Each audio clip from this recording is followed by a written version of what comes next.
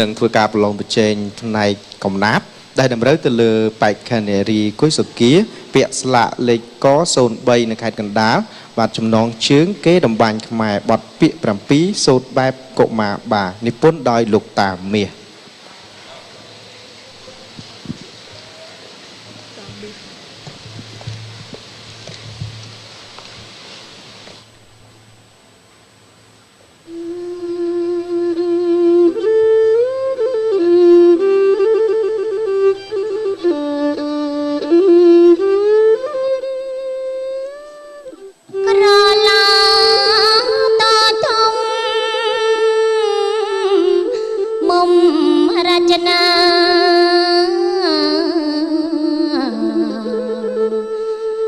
ចងជា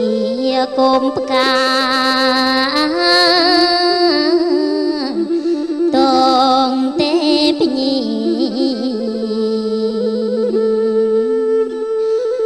ទុនតម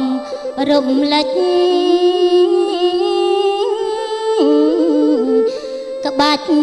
សោភី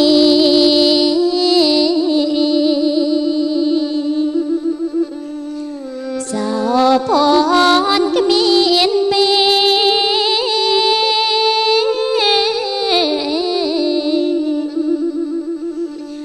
លើ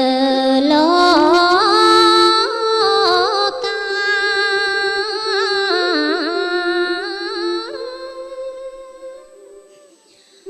លោកី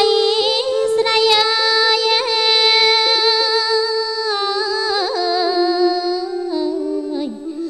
ប្រឹង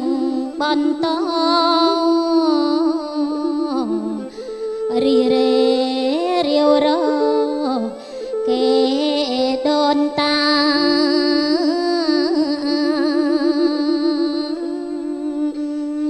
ដឹងទេ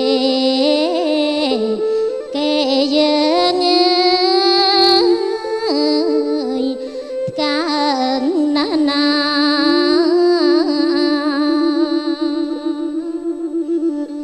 ពីងពំ